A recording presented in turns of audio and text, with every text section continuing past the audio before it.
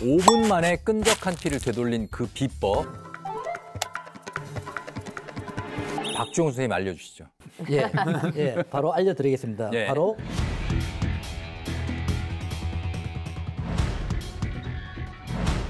전해질수입니다. 전해질수?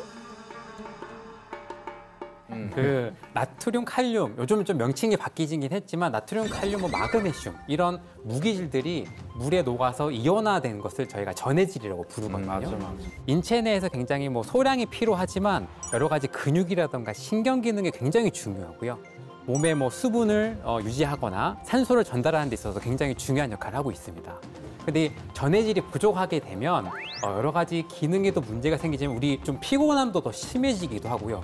폭식이라든가 이렇게 섭식 장애를 불러오기도 합니다. 거식증 같은 것도. 그 맞습니다. 오. 거기다가 굉장히 중요한 게 있는데 자다가 쥐가 나는 상황 겪어보신 적 있으시죠? 아우, 당연하죠. 다리에 가끔 이렇게 쥐가 나. 그러면 한밤에 소리 지르면서 일어나가지고 온 식구들 다 깨요.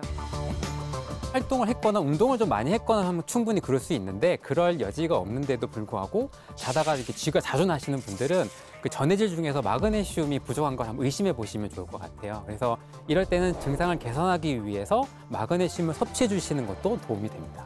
우리 몸에는 탄수화물, 단백질, 지방 뭐 이런 영양소만 중요한 줄 알았는데 전해질도 무척이나 중요한 역할을 하네요. 네, 시중에 이온 음료 아시잖아요. 네. 이온 음료를 많이 있는데 운동 경기 중에 이온 음료 마시는 분들 많죠. 선수들은. 그렇죠. 많죠. 그래서 보충은 물 보충해야 되지만 그 안에 전해질을 보충하기 위해서거든요. 근데 우리가 판매하고 있는 이온 음료에는 뭐가 더 들어있냐면 물하고 전해질이지만 당이 들어있단 말이죠. 예, 그래서 그러면 맛있구나. 그렇죠. 그래서 그것 때문에 계속 마시면 전해질은 충분히 보충되지만 당도 계속해서 먹어야 되니까 그건 이제 직접 만들어서 드시는 게 좋겠습니다. 이 혈액 건강을 위해서 전해질수는 우리 모두한테 좀 다 필요할 것 같은데 어떻게 좀 만드는 법이 간단한가요? 알려주세요. 네, 전해질수를 만드는 법을 알려드리겠습니다. 먼저 재료를 소개해드리면요. 물과 양배추, 레몬, 그리고 천일염만 있으면 됩니다. 근데 그 많은 채소 중에서 왜 레몬과 양배추가 선택을 받은 걸까요? 양배추 그러면 우리가 보통 위에 좋다 이런 건 다 알고 계시잖아요. 근데 양배추는요. 우리가 마그네슘이랑 그다음에 칼슘이 굉장히 좀 풍부합니다. 이런 전해질도 풍부하고요. 레몬을 보면은 레몬에는 칼슘, 칼륨, 인 그리고 셀레늄과 같은 이와 같은 전해질도 풍부해요. 또 우리가 혈관의 청소부라고까지 얘기를 하니까 이 혈액순환에 굉장히 좋은 거죠. 제가 그 구체적인 방법을 알려드리면요. 물 500ml를 기준으로 양배추 우선 25g을 넣습니다. 그다음에 레몬을 2분의 1개를 슬라이스한 것을 또 이렇게 넣어줍니다. 아우, 예쁘네. 네. 그리고 천일염. 천일염은 0.2g만 넣으면 됩니다. 0.2. 네. 조금 들어가네요. 있습니다. 그리고 만약에 레몬이 없다면 레몬즙 2티스푼으로 대체하셔도 되고요. 이 모든 재료를 넣고 20분만 우려주시면 전해질수가 완성됩니다.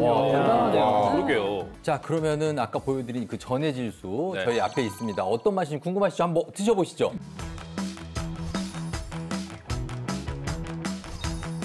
우와! 우와! 맛있다. 진짜 맛있다. 향긋한. 깔끔하네요. 깔끔해. 아까 저 실험에서 그렇고 한 잔 마셨더니 단 5분 만에 이렇게 끈적했던 피가 조금 맑게 변했잖아요. 저도 한 번만에 조금 피가 좀 맑아질 수 있을까요? 오해하시면 안 됩니다. 한 번 마시고 5분 뒤에 나타난 효과는 일시적인 거고요. 제대로 효과를 보려면 4개월 이상 꾸준하게 드셔야 됩니다. 왜냐하면 적혈구 사이클이 4개월 주기로 바뀌기 때문에 꾸준하게 마시면서 음식 조절도 하고 운동을 병행해야 끈적한 피가 다시 건강해지는 것을 확인할 수 있습니다. 선생님, 이거 하루에 얼마까지 먹어도 되는 거예요? 네, 전해질 수에는 다양한 전해질이 풍부한데 특히 나트륨은 우리가 음식으로도 섭취를 많이 하잖아요. 그래서 이럴 경우에는 나트륨 과다 섭취가 될 수 있기 때문에 전해질수는 아침이든 저녁이든 시간이 상관은 없는데 하루에 약 200ml만 드시는 것이 좋겠습니다.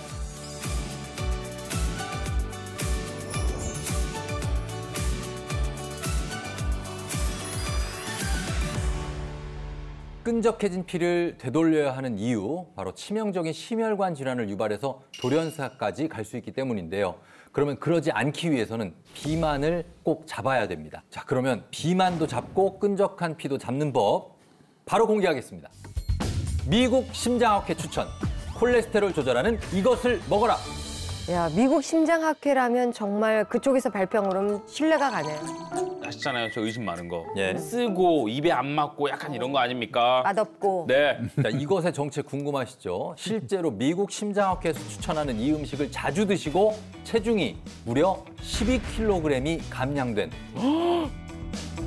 거기에다가 협심증까지 극복한 분이 있다고 합니다. 아니 협심증은 사실 진짜 목숨을 위협하는 정말 무시무시한 병인데. 그렇죠. 네, 맞습니다. 목숨이 위태로울 수 있는 병 중에 하나인데 네. 협심증은 뭐 우리 협소하다 할 때 그 협이잖아요. 심장은 뛰고 있는 거고 심장도 먹여 살리는 혈관이 있어야 되는데 그 세 가지가 있거든요. 그게 이제 관상동맥의 세 가지가 있어요. 근데 그 중에 하나가 막히고 좁아져 있으면은 심장이 그만큼 제 역할을 못 하겠죠. 근데 초기 증상은 협심증으로 가지만 그 다음에 아예 막혀버리면은 심근경색이 돼서 그 부분만큼은 심장 기능을 안 하게 되겠죠. 그러면 이 협심증은 심근경색의 전 단계라고 볼 수 있겠죠. 뭐 제 주변에도 협심증으로 고생하시는 분들 노력은 정말 눈물 나거든요. 근데 도대체 뭘 어떻게 하셨길래 이 어려운 협심증까지 극복하셨는지 진짜 궁금합니다. 자, 그게 과연 뭘지 저희가 화면으로 바로 공개하도록 하겠습니다. 더욱 미궁으로 빠지는 이것의 정체 바로 보시죠. 야, 어디야? 우리 센트럴파크 느낌 센트럴파크네, 나네. 진짜.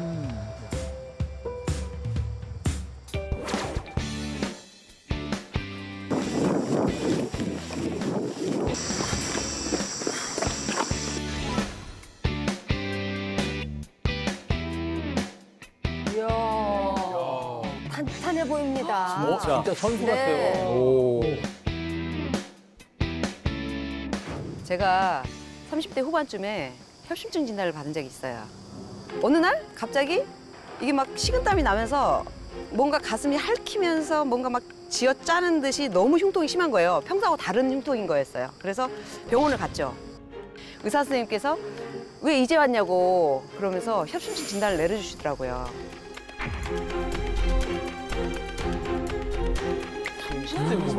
젊은 나이에.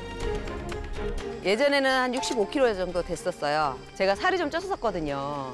근데 살이 찌고 나서 이제 건강검진을 할 때마다 이게 콜레스테롤 수치도 높게 나오고 혈압도 높게 나오더라고요. 혈관 건강이 안 좋아져서 그것 때문에 혹시 협심증이 오지 않았나 이런 생각이 들어요. 제가 굉장히 신경을 많이 썼어요. 운동을 그래서 더 열심히 하게 되고 그리고 건강에 관련돼서 관심도 더 많이 갖게 되는 거죠. 근데 지금은 53kg. 그러니까 12kg? 이 정도 빠졌다고 봐야죠. 야, 어머나. 너무 건강해지셨다. 살 빼고 나니까 혈압이나 콜레스테롤도 정상으로 돌아오고 이 흉통도 없어졌거든요. 그 원인이 아마 살을 이렇게 쪘던 거를 싹 빼니까 아마 효과가 나타나지 않았나? 이런 생각을 하게 돼요. 보기 너무 좋게 마음을 먹고 그러게요. 하셨네.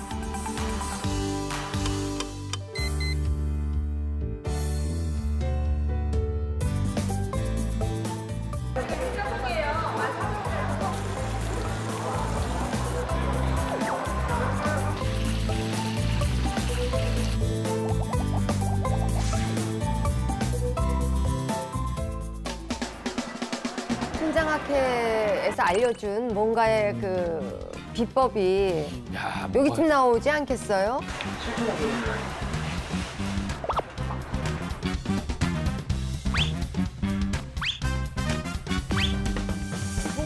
버섯. 표고버섯인가? 표고버섯인가? 표고는 제가 협심증을 어떻게 극복할까 고민을 하다가 인터넷 검색을 하니 표고버섯이 콜레스테롤을 조절하는데 굉장히 도움이 많이 된다고 하더라고요. 심혈관 질환에 관련해서 뭐든 해봐야겠다 싶어가지고 표고버섯을 먹기 시작했어요. 그리고 지금도 꾸준히 챙겨 먹고 있어요.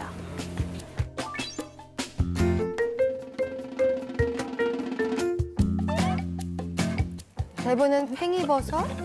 버섯이 근데 계속 있어요 또. 계속 뭐야 그러면? 느타리.